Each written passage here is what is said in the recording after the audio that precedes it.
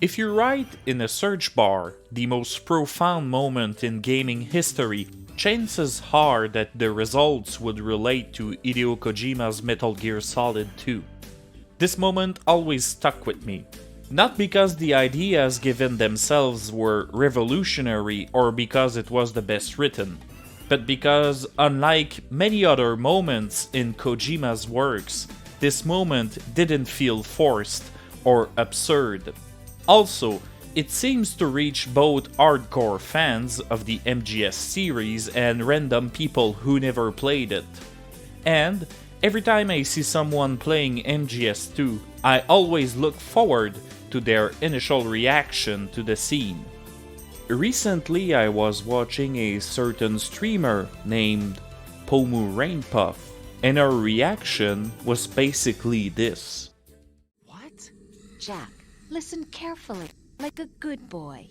The mapping of the human genome was completed early this century. As a result, the evolutionary log of the human race lay open to us. We started with genetic engineering, and in the end, we succeeded in digitizing life itself. Almost complete attention. There is something very special about seeing a streamer, an entertainer, be almost completely silent during a monologue and make almost no joke. And what's funny is that if you happen to watch other parts of the playthrough Pomu has done, she usually reacts to what we could call peak Kojima's absurd writing.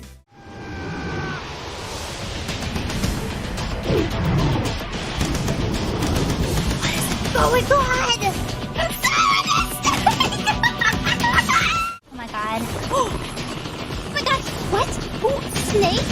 What? Blisket is snake? Did I get it? Did I get him? No way! Stop it. Are you fucking for real? Where did this shit come from? And I believe this goes for the rest of the streamers. This lady is no exception. And it gave me the idea for this video. What is so special about this MGS2 moment? Why, unlike many other monologues expressing ideas, does this feel not pretentious? Because this is what it's about. Pretentiousness. It's the enemy of meaningfulness. If someone feels you're pretentious, whatever you say is of no importance. Being pretentious is a death sentence to a game or any piece of art that tries to convey an idea. Kojima's works are not usually immune to this problem. Here's the difficulty in talking about this. The word pretentious is thrown around so much that it usually loses all its meaning in internet discourse. Before talking about the scene, we must elucidate this point. When we call a work of any kind of art pretentious, usually it means either one of the following things. 1. The piece pretends to say something deeper or more important than what it actually says. 2. The piece uses artificially complex language or other kind of obscure means to express ideas for no good reason. This second point is especially applicable if the idea expressed can be explained in an easier fashion. 3. The person actually using the word is doing so to avoid admitting they don't understand what is happening. If the first reason is applicable, in video games this is due to either ludonarrative dissonance, purely narrative dissonance, or plain stupid writing. Meaning that what happens in the game and what happens in the story doesn't mesh together. A classic example of ludonarrative dissonance is any video game where you mass murder people, but in the cutscenes, everyone is being happy and carefree. Purely narrative dissonance would simply be when there are radical shifts of tone during the game itself. For example, the original Metal Gear Solid is very open about its criticism of nuclear weaponry, and there's a lot of expository dialogue about it. Yet, this seems almost thrown at random in the middle of the game. In truth, the criticism of nuclear weapons has almost nothing to do with the rest of the narrative. There is a dissonance between the different levels of narrative. Somehow, Kojima makes this work for some, but the accusation of pretentiousness is still made by some. The last case here being plain stupid writing is not worth looking at for our purposes. As for the second reason, meaning overcomplicated bullshit, it's applicable in usually limited circumstances. It is often seen in literal philosophy works. In video games, using obscure means to give a message is usually linked to what we could call art games, or meta games, such as the Stanley Parable. When Stanley came to a set of 2 open doors, he entered the door on his left. But whether or not the Stanley Parable is pretentious is not the subject of this video. This leads to our third reason for calling something pretentious. There must be a very clear difference between clearly overcomplexified language and simply language that is purposeful, but not understood by the members of the audience. It is really complicated to trace a clear line here objectively, so an analysis must be done on a case-by-case basis. Those reasons being presented, let's see why the MGS2 scene is widely liked, widely effective, and usually not seen as pretentious. We'll go point by point. First of all, there is no ludonarrative dissonance. Let's take this specific moment. Raiden, there are also reasons behind your selection. Solidus raised plenty of other child soldiers. Do you know why we chose you over them? It was because you were the only one who refused to acknowledge the past. All the others remember what they were and pay for it daily. But you turn your back on everything you don't like. You do whatever you like, see only the things you like, and for yourself alone. Yes, Rose can attest to that. You refused to see me for what I was. I lied to you, but I wanted to be caught. You pretended to be understanding, to be a gentleman. You never made a conscious attempt to reach out to me. The only time you did was when I gave you no choice but to do so. I was just trying not to. What? Trying not to hurt me? Dear, the one you were trying not to hurt was yourself. Avoiding the truth under the guise of kindness is all that you did. Here we see the game explicitly links the whole gameplay to the current narrative. This simple moment puts the whole psychology of Raiden in the front. Raiden is the man in constant denial, always searching for his own truth. This is something the player learns as the game goes on. They are familiarized with Raiden's personality. Thus, what is being said does not come out of left field. It has everything to do with what the game was about. So you see, you're a perfect representative of the masses we need to protect. This is why we chose you. You accepted the fiction we've provided, obeyed our orders, and did everything you were told to. The exercise is a resounding success. Why would a player see this as pretentious when the message was being prepared all along? The game does not pretend to have a message suddenly. It was hinting at it the whole time. Second of all, there is no narrative dissonance. There is no over-the-top thing going on here. The whole message is said in the same tone, with all the seriousness necessary. Sure, there are stupid parts in MGS2, but there is no tonal whiplash in this specific moment. Even the jokes there are made in an appropriate tone instead of breaking the mood. Is it? Would you prefer that someone else tell you? All right then. Explain it to him. Jack, you're simply the best, and you got there all by yourself. Oh, what happened? Do you feel lost? Why not try a bit of soul searching? Don't think you'll find anything, though. Ironic that although self This joke about soul searching is certainly funny, but in a profoundly mean-spirited way. This does not make the exchange stupid. It, instead, shows how deep the Patriots' contempt for Raiden and humanity goes. There are other stupid moments in the game, but not this time. The tone is different. The writing is not stupid either. Let's look at this. digital society furthers human flaws and selectively rewards development of convenient half-truths. Just look at the strange juxtapositions of morality around you. Billions spent on new weapons in order to humanely murder other humans.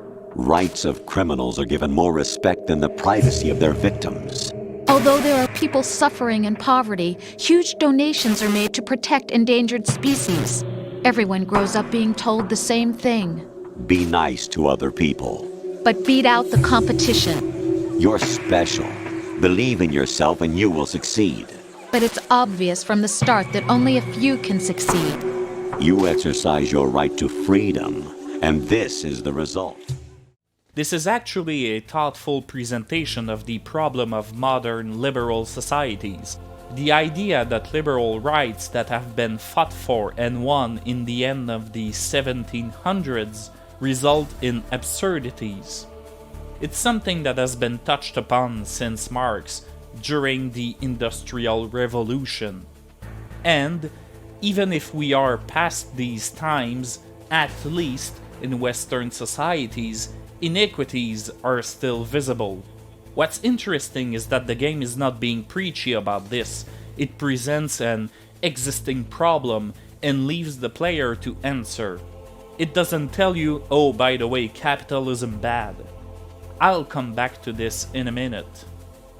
Then we go to the next point. Is the writing complicated? Let's take a look at this. And you think you're qualified to decide what's necessary and not?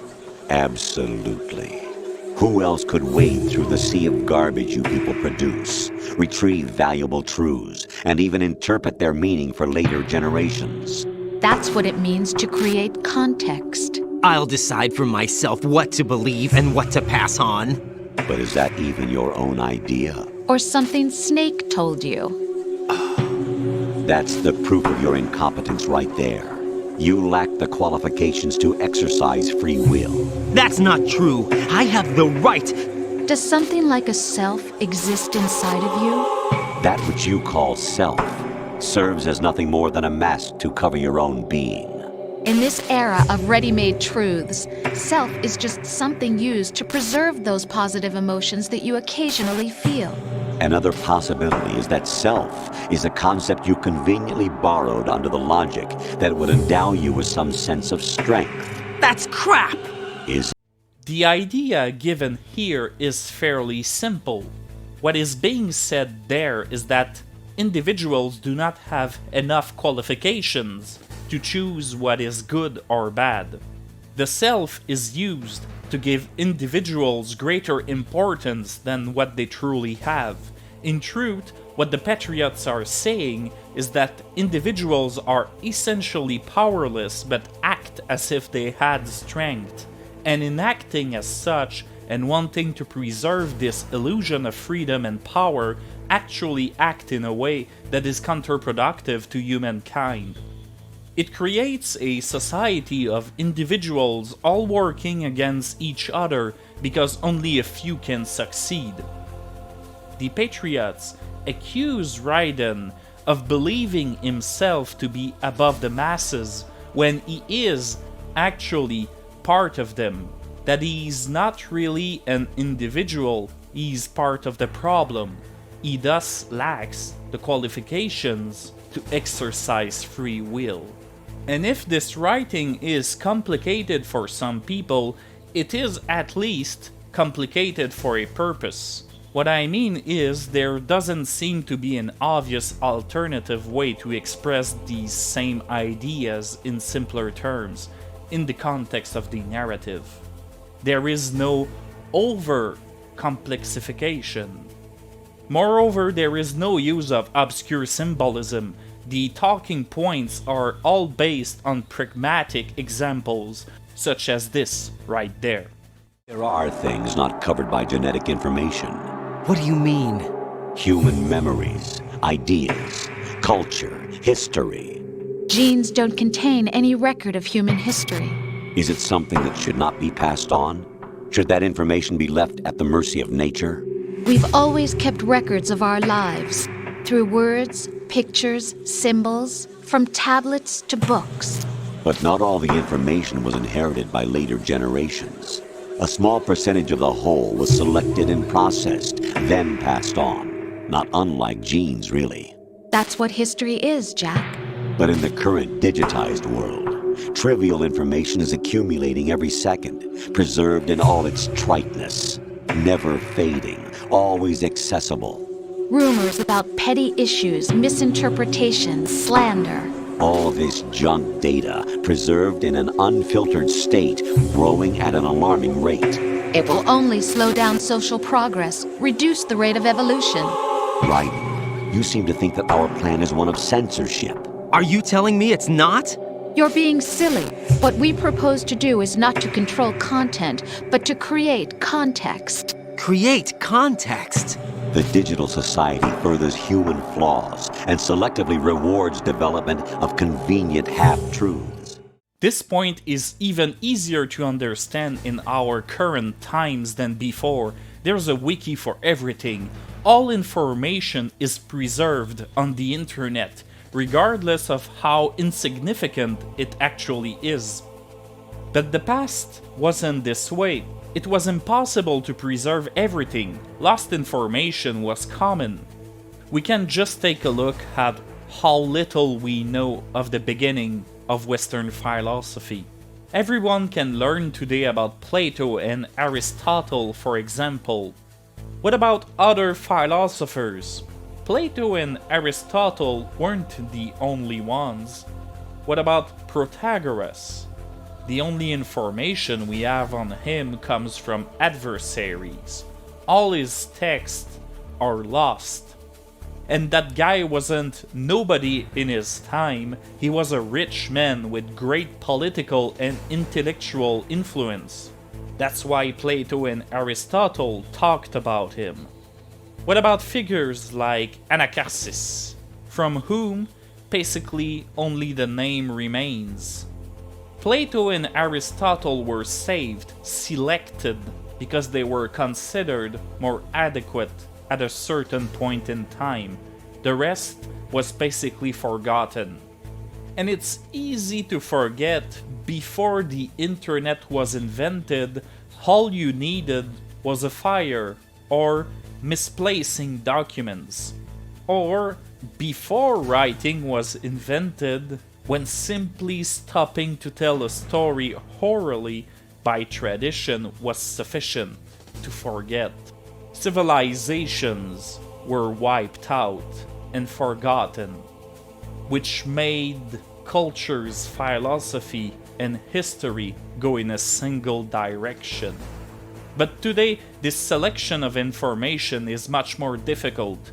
Only broad censorship, which the Patriots advocate for, would recreate what happened in the past. Digital is pretty much forever. Moreover, the scene that is presented is hard to disagree with, because it is not presented in a preachy way. as I already said. Basically, the Patriots are presented as antagonists to the player. So someone who disagrees with the monologue would not call it pretentious, because the monologue is not presented as the author point of view. In other words, the Patriot's speech is not presented as the truth, but rather a truth that can be taken or rejected by the player. Calling something pretentious because we disagree with it is usually reserved to works that preach a message, not to those that only conveys points.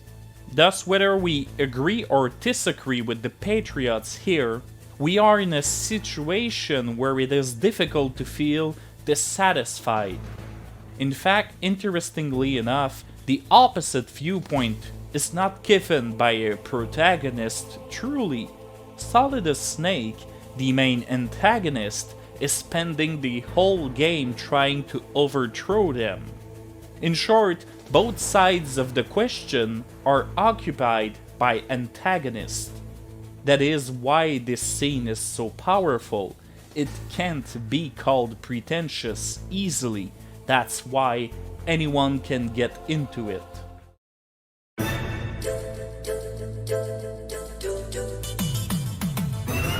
The message is really simple to grasp, really, and is understandable by most people. MGS2 puts forward the inherent problems that comes with individual freedoms of liberal societies, and confronts it to the inherent problems that comes with an authoritarian state that claims to act for the greater good. This question of the place of the individual inside a society oriented towards societal order is very meaningful in Japan, but by pure coincidence became extremely important in North America starting in 2001. For some reason. So it's a message that reaches pretty much all societies and all cultures. And in the current era of social media, many feel like MGS2 actually predicted modern problems. Like echo chambers, for example. The untested truths, spun by different interests, continue to churn and accumulate in the sandbox of political correctness and value systems. Everyone withdraws into their own small gated community, afraid of a larger forum. They stay inside their little ponds, leaking whatever truth suits them into the growing cesspool of society at large. The different cardinal truths neither clash nor mesh. No one is invalidated, but nobody is right. Not even natural selection can take place here. The world is being engulfed in truth. And this is the way the world ends, not with a bang, but a whimper. This part could be used to talk about how many internet forums work. The example of current American politics can help us here. Few things are more polarized.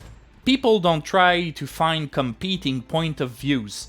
People prefer to reinforce their current belief. Looking for opposite point of views to challenge oneself in an honest way is not a common attitude. Now, I don't want to say that this piece of the monologue wasn't good, but Westerners tend to have a misunderstanding about this particular prediction. Kojima was indeed predicting something, but do remember that Japan in the early 2000s was extremely different compared to the rest of the world. Otaku and internet culture, which Kojima was part of, already showed signs of what is talked about in MGS2. It's not a prediction out of nowhere. And if we have to go even further back, this specific idea about truth selection is linked to postmodern thought and the rejection of a meta-narrative, which is something that started in the 28th century. What Kojima actually speaks of is nothing more than the end of unified systematic thought, global truths accepted by everyone. It's the rise of subjectivity and intersubjectivity in a world where Western philosophy failed to find a standard of objective certainty. Moreover, the whole debate of authoritarian governments and the control of information, art, and everything really can be traced back to fucking antiquity with Plato and those that came before him. What Kojima actually does is not predict, but put these problems in context. It takes these age-old problems and through observation predict how they will evolve into what we know today. It masterfully presents its points. That's why people are so impressed by all of it, and that's why you'll be hard-pressed to find someone hating it. It's not the most original or complex ideas that are presented, but they are well presented in a meaningful way. That's why it has universal appeal. I hope you appreciated the perspective given in this video. If you are more interested in this subject, simply writing "the most profound moment in gaming history" in the YouTube search bar will probably give you the results you want. Thank you for watching. With that, I believe I'm done.